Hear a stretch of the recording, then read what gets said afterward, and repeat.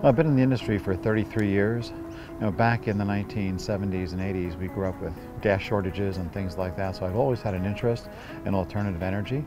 So I joined the industry in 1981, which is really right after the Arab oil embargo and things like that, 3 Mile Island, knowing that there should be a different energy future for all of us. So my interests in renewables have gone back to those days.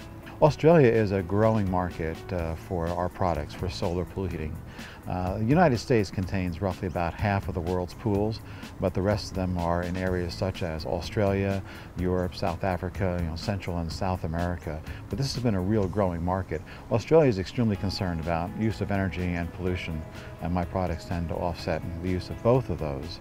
And again, it's a very growing market, especially for the private or residential pools that there are. So we see a real increase in the market potential here. Well, at Aquatherm Industries, we do support our distribution centers throughout the world. SolarTech here has been our distributor since 2009.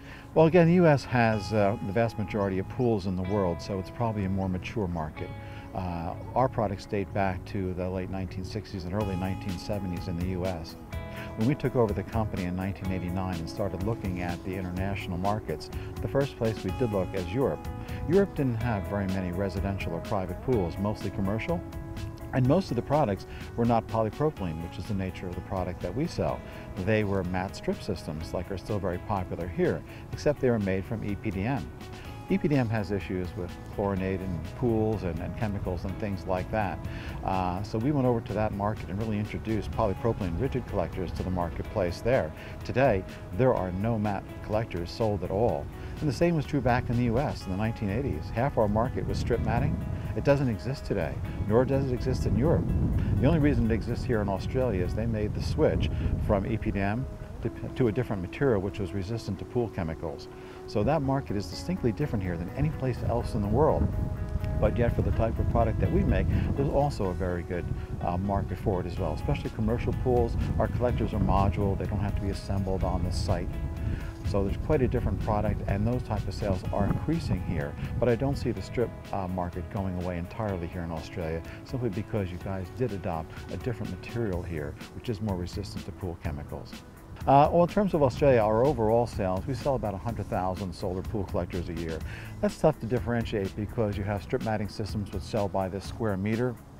So we could probably say each of our collectors may average about 3 square meters. Well, we sell 100,000 of them. That tells you how much we sell worldwide.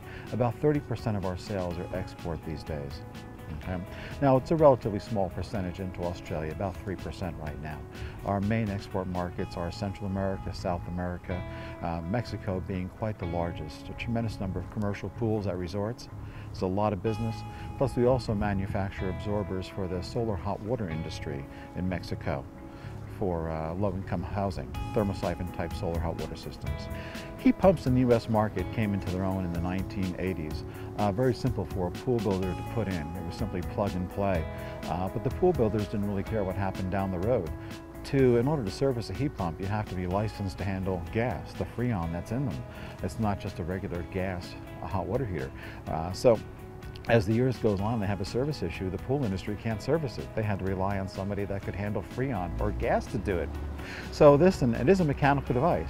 It has a fan, it has a compressor, it has electrical components. These are all things that in an outdoor environment, 6, 7, 8, 9 years into the life of it, they tend to start failing. So they really did introduce people into it, but now in the States, they're only in what I would call a crescent shape between the East Coast and the Gulf Coast of the United States, where humidity is very high. Heat pumps works well when you have high humidity. When it's a very dry climate, they don't work very well. And of course, areas that have high electric rates, they're not a very good alternative to it. In the States, solar is the primary way of wanting to heat a swimming pool. It's the most cost-effective way. If a job is not solar feasible, it doesn't face the right direction, the roof is too cut up, a heat pump is probably the second best alternative.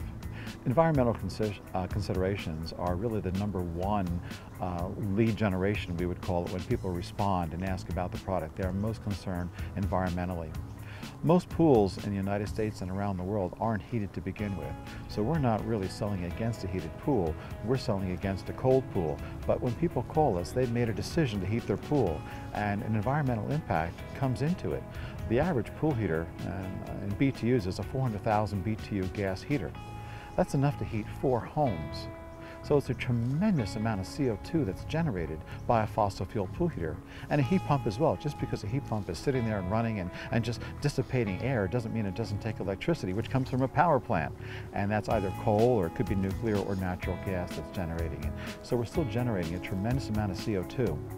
And though people today can, debate climate change and global warming, it doesn't matter. It all comes down to CO2, pouring tons and tons of CO2 into our atmosphere, and that's more of a health consideration.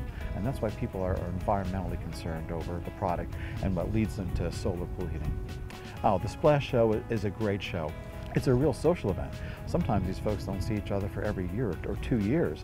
So to come here and visit and to watch people, the camaraderie that goes on between the association here, it's far more close than we see in industries in the rest of the world. Very, very close group of people here, and very dedicated to the industry. It's not just a business here. This is really, people believe this in what they do here in terms of swimming pool and exercise, things like that. I see a lot more of that here, where pools in the States and other locations might be a luxury. Here it's a real fixture around the house. People enjoy it for the benefits that it gives everyone.